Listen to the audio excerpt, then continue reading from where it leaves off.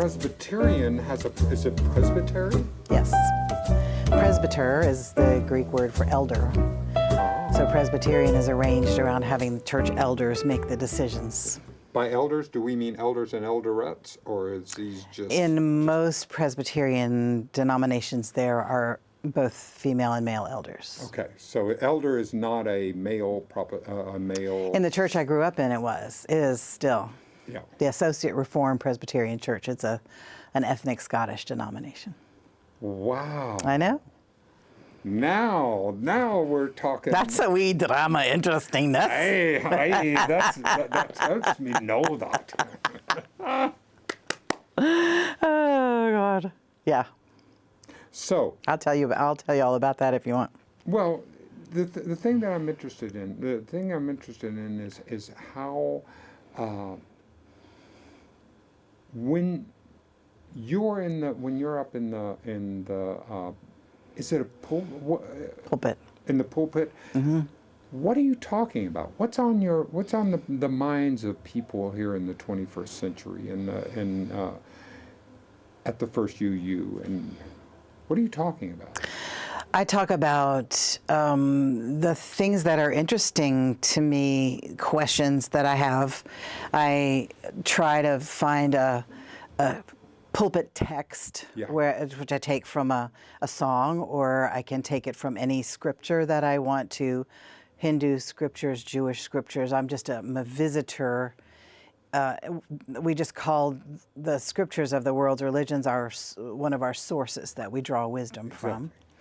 And so I can talk about depression, or I can talk about elation, or when I did a series on different fairy tales and just talked about what would it be like for us to be Goldilocks and the Three Bears, and who are the bears and who's Goldilocks, and what's the house all about. And actually I ended up talking about the fruit company in Guatemala during that sermon. So they often get political. But I worked for 15 years as a therapist, and so a lot of my sermons I think they feel like group therapy sometimes. Yes. Why would it not be? Right. I mean, and if I can tell, yeah. So, I spent so many years just sitting in my chair going, uh-huh, mm-hmm, mm-hmm. Well, meanwhile, I had all these things that I wanted to say, like, honey, do not marry that man. Are you kidding me? But you can't say that. Yeah. So, in fact, I did say that one time, which is when I knew I was burned out, and I needed a different job. But, yeah, so you have all these thoughts that you've had, and you've watched hundreds of people go through hundreds of things in their lives, and so I've got a lot to say. And how did you make that transition? How did you make the transition to say, okay, I'm going to give this a shot? Well, I was ordained Presbyterian, and then the range of biblical things that I could preach about, because the Bible has to be the pulpit text for a Presbyterian sermon. Right. Got narrower and narrower and narrower till it's pretty much down to God is love, and anything that contradicts that is a lie. And if it makes you try to hate other people, then it's a damn lie. Yeah. And then my sexuality shifted, and I came out as a lesbian, which the Presbyterians did not like in 1980. Oh, well, that's good. Oh, wonderful. And I found out about the Unitarian Universalists, which I hadn't even known about because they're so reserved and shy. They asked me to come preach in this small southern town, and they said, now do a little research on us because we don't want a Presbyterian sermon. We're not necessarily a Christian denomination. I thought, okay. So I went, I read in the back of the hymnal.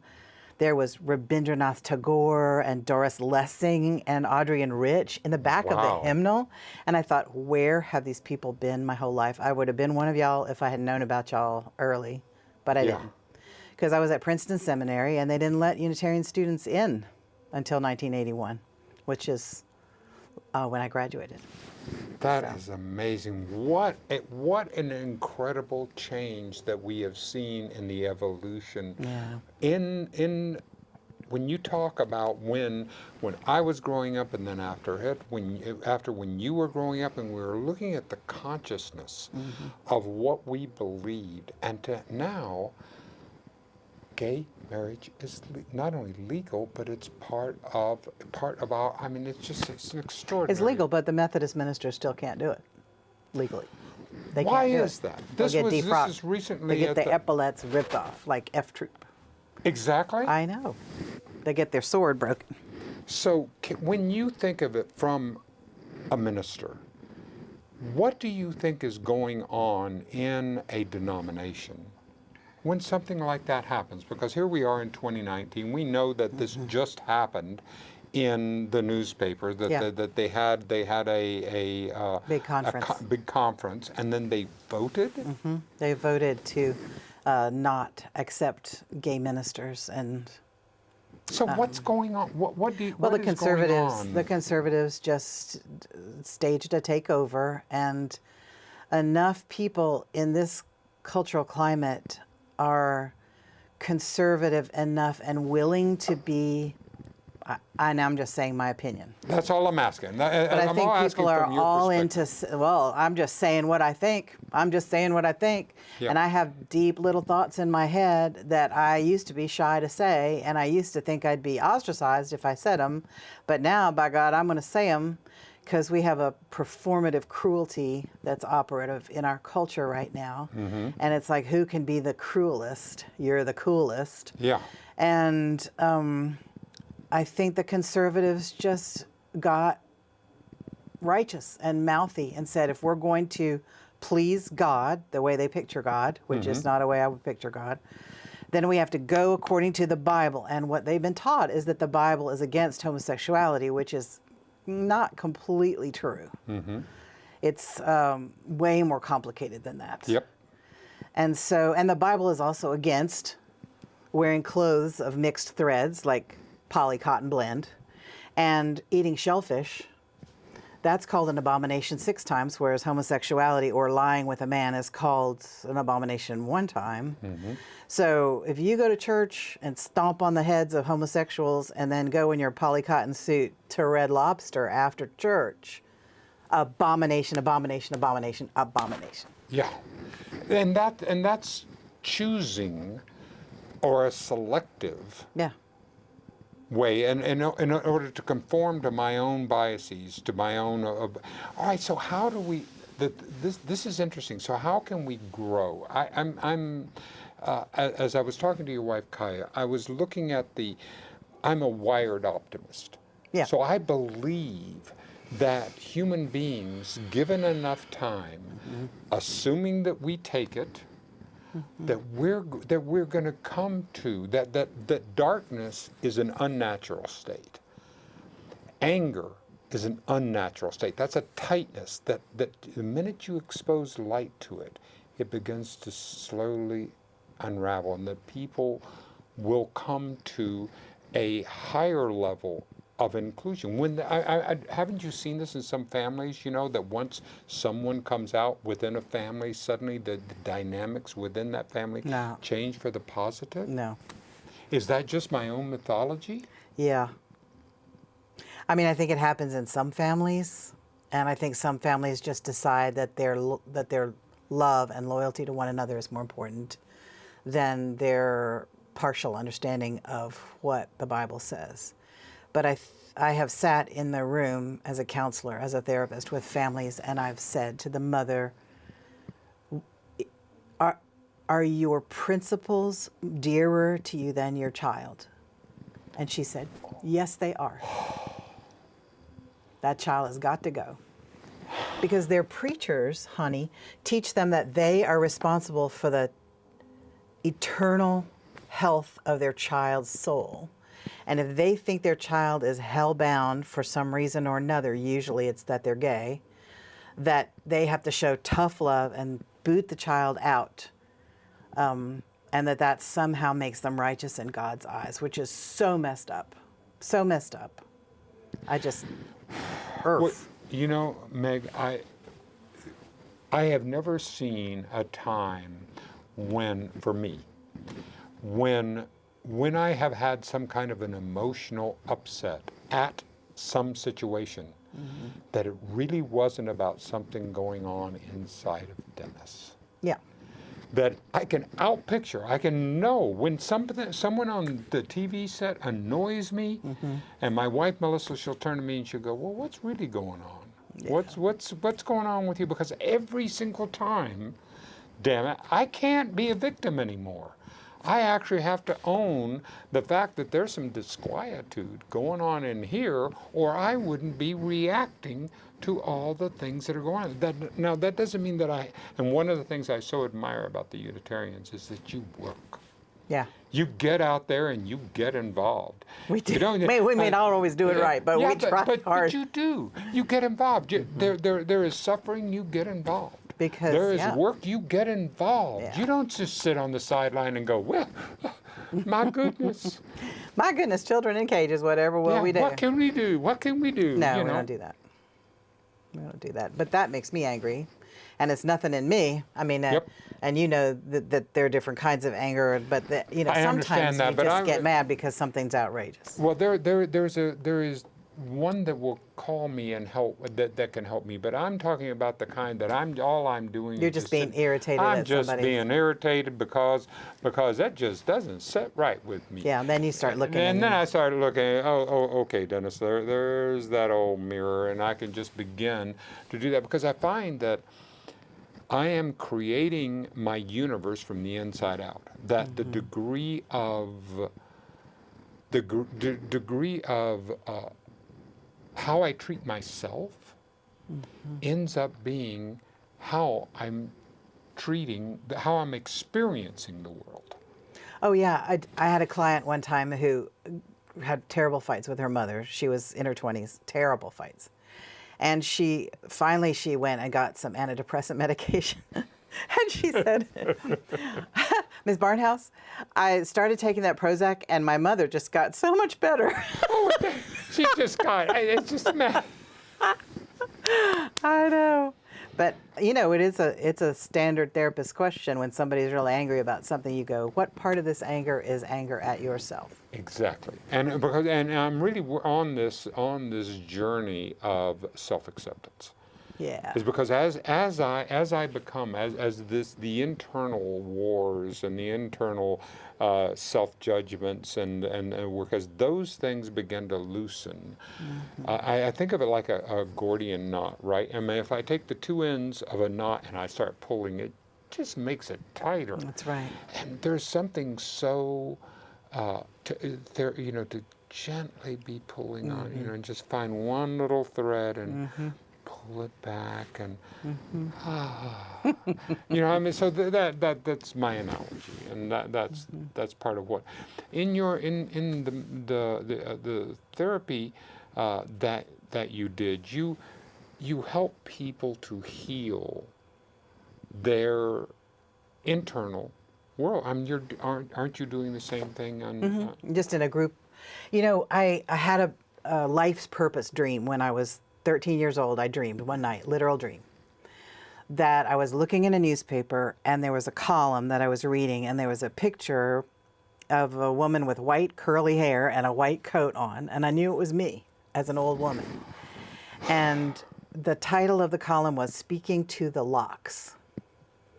And I thought, and she had a motto cross-stitched. My mother used to do a lot of cross-stitching, and she had a motto cross-stitched hanging on the wall behind her head, and it was the most beautiful motto I'd ever experienced. And I woke up crying with the beauty of it, but I couldn't remember what it was. But I remembered the title of that column, which was "Speaking to the Locks," and I thought, okay, that's my life work. I need to be speaking to the locks. That's what I'm going to do till I'm an old lady. Wow. And the knot analogy like that, where you just gradually tease things looser and looser and try to get the key in there and pull a little bit. That's my experience. How cool. So how is it being you at this age? How is the experience? Because I'm 70 years old this year, and I get a chance to go, now wait a minute. What if this were the prime of my life? Well, how did I decide? What if I could just decide? I could decide, okay, well, this is going to be the prime of my life. I'm gonna have the time of my life. But that's the decision I'm making. I mean, certainly a laptop. My battery doesn't last. I can't go those 21-hour days or do that. And not remain fresh. But I'm doing better work. I'm more engaged. I'm more involved than I've ever been before. It's wonderful. It's wonderful. How about yeah. you? I'm writing a book that has in it everything I know, and it's organized around the life cycle of a seed.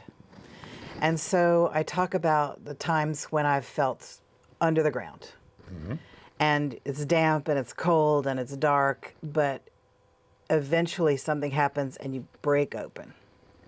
And then this little shoot comes out, and it's Saint-Exupéry called it haunted by the sun. And so haunted by the sun, the seed makes its way through the stones in the ground. Isn't that wonderful? God. And then you have these two little delicate leaves. And so sometimes you're just in a mind where you go, something's starting, but I'm not sure what it is. And you pull in the sun and you get stronger and stronger. Then there comes the blossoming time where you're just showing out honey. And people are all like, oh my goodness, you are a genius. Oh my goodness, its work is so wonderful. But then your blossoms start to open up even more and then drop away. And what you're left with is the seeds. And then the seeds fall on the ground again. Yes. And so I feel like I'm kind of at the end of a blossoming time. I don't know for sure, but I feel like I'm in a seed time. And that I've generated all this energy for the future, and I'm trying to pass it. Like I just finished writing a middle grade fantasy book, really for my granddaughter, to teach her about being a girl and how to be powerful as a female, and everything she needed to know. But I couched it in 7th century Scotland. Anyway, so I feel like I'm just throwing seeds right now. I'm just putting seeds out into the universe.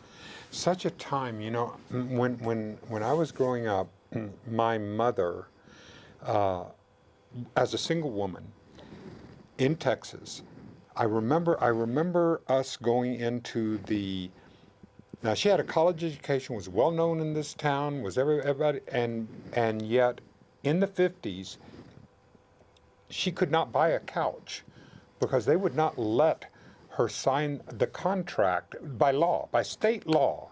They would not let her sign the installment loan contract, even though she had the job, was well known, and had to have a man come in and co-sign.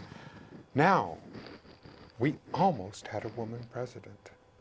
We have 4 women, 5 that are legitimately running right now for president. We have more women in Congress, more diversity in Congress. It's making a difference too, isn't it? God, thank God. I know. It's this time. I feel that the last 10,000 years, when we made private property, the male went into this ascendancy, and now we see we've achieved levels of complexity. We cannot do it with men alone, the patriarchy. We must have this blend. Never could. They just didn't mention it. Yeah. Well, yeah. It's fine if you're going to go out and cut down a tree and go out and slice something. Don't be slamming men. I got 2 boys. No, I'm not. I mean, but yeah. that is those are the things. But this, you know. But there have always been amazing women. We're just now learning about how their history's been erased. Thank you. Amazing mathematicians and computer scientists and astronomers, and just, one of the Greek historians said, a woman's life, if it were to be ideal, it should be as if she had never lived. And so when a woman did something that made a mark on the world, they just gently erased it for her. And of course, history being written by the victors, and written by the men, of course it's going to be written, it's whose story is it? It's his story. Yeah. And that's where we're getting a chance. That's what I love about what's going on. I always identified, when I was growing up, with women It was just my personality. My personality was I wanted to visit. I wanted to go talk. have a little talk. And have a little fun and have a little, but besides they were girls too. And that was nice because I could go be around the girls. And that was I mean, I don't take any credit for my gender preference. It just was built into me. I was a little boy. Right. Who liked little girls. It was just as a little, I mean, as a 6-year-old. Yeah. We you didn't have played to come marriage. out as straight. I mean, it was Yeah. just, it was just the way it was. Yeah. But yet still I identified with the female. So I was this weird sense of, and I was thinking of, is it possible that our physical has a gender and our personalities also have? I just think the whole thing is a continuum and a social Exactly. construct. I mean, I wish we could, just being any kind of a gender is sort of a pain. And you have your sexual preference, which also can be on a continuum. And you have your chromosomes, of course, but they don't determine everything. And then you have your gender presentation, and some people like to present in different ways. I mean, I just think we should relax and let people be people instead of going, now, are you a man or a woman? And what is your background? Are you Caribbean or are you French? Where are you from? Where are you really from? That's just so crazy. It would drive my wife crazy because she's from Pennsylvania. And down in Texas, she'd go, well, where are you from? Where are you from? I mean, it was like, she was like, I live here. No. Yeah, like I live in Texas. I know. I remember meeting this, in North Carolina. I was up in the mountains and I was meeting this woman who was Presbyterian. So we knew we were in this Scottish denomination called Associate Reformed Presbyterian. So we knew we were cousins in some way. And she said, now where are you from? And I said, I told them the name of the town. And she said, now who are your people? Yes. And I said, well, I come from the Presleys and I come from the Hamiltons. She was like, I know you. She was like, I know you. I do. I knew your granddaddy. That's right. Right, because you're not really an individual in the Old South. You're family. You're just a sprout from your family tree. Anyway. God, that's fun. Yeah. And that's what we're getting a chance to do. And we're getting a chance to break through that and really to break into this. Because I'm thinking of that if each one of us is unique, then we're all identically. We all have that our own. And so that's what I'm here to do, is to express that uniqueness. Do you know that letter that is written between two dancers? One is, what was her name? Anyway, you can look it up. But she wrote to her friend, Agnes DeMille. Yes. Was written to a letter by this other dancer who was wonderful. I can't remember her name. And she said, you are the only you that has ever existed. And what needs to come through you can't come through anybody else. And if you don't keep the channel open, the world will never have what it is that you are not supposed to, but that you are invited to give to the world. There's only one of you. Meg. Keep the channel open.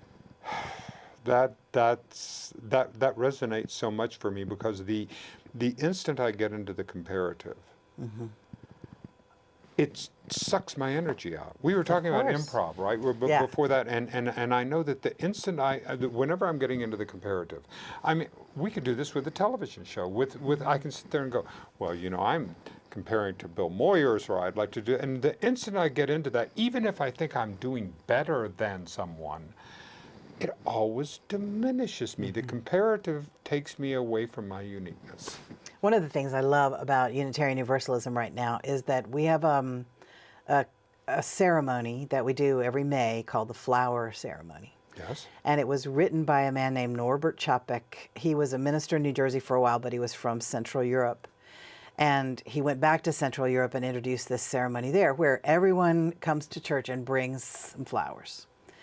And then you put them on the altar, and it's this huge, wonderful display of yard flowers and store flowers and all kinds of beautiful flowers. And then everyone at the end of the service takes one home. And the whole message is that you are unique, and yet you are here in a field with other flowers. And here is the kind of flower you might feel like today. and all the flowers are beautiful. And he got, because he was teaching things like this, he was thrown into a Nazi death camp.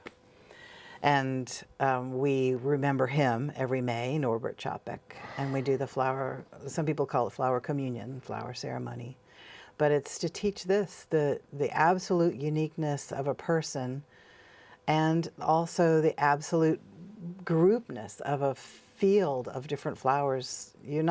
There's never just one flower by itself that's not as beautiful as whole heaps of flowers all together. I was talking about this on another reasonably spontaneous conversation on what a monoculture does to a field. Yes, it's very vulnerable. And if you have a lot of diversity in your seeds and in your fields, and little animals and your insects and your own then one little fungus comes along and it might kill 3 of you, but it won't kill the whole field. Exactly. So I mean, we can look at it. This is the whole thing. Because when I talk with some of my friends who identify as conservative, and I go, "What's that first part of that word?" Yeah. What do they say? What does that mean? What does that mean to be? Because I mean, I know Teddy Roosevelt, or I know some of the wonderful people that conservationists that've been conservationists. Doesn't that come from the same root? Isn't the word from the same piece? That's what's something that I want to see, the ways that we can together have these conversations. That's part of what I'm doing here. Do you know they have human libraries now where you check out a person? You check out like what you're doing right here. You check out a person and you have a conversation, and then you just return them to the library. I want to get in that card catalog. I want the Dennis Tardan be in there. I People want to just check out Dennis, and I just hear my hearing aid. The little bounces, and I go, oh, I've just been checked out. I've been checked out. I'm going to go meet somebody for tea. That's what we're going to do. Thank you so much for the opportunity to spend time with you, Meg, because the kinds of healings that you're doing, what you're offering to all of us, is astounding, and I can't wait to read your book. Thank you. I can't wait to get a chance to be able to see in this cycle, because so many people. I mean, at my age now, I open up the obituaries, right, and I go, wow, there are a significant number of people that were younger than I was that sat there, that woke up one morning. Gives you pause, doesn't it? It does all the time. So I sit there, okay, well, what I may only have today. Well, what if I lived like that? I can't do that because I'd be exhausted. Sometimes I just say, I can't live as if today were my last day, because I would just be exhausted. Sometimes I have to live as if I've got a nice long life ahead and I'm just going to take a nap. Oh yeah, hell yeah! Because but if I take but that a nap is not a bad way to spend the last day. It is a great way. I see what that you're is doing. it's not the what, it's the how. Yeah. Oh, man. Should end on that. That's wise. That's some wisdom right there. We Sometimes.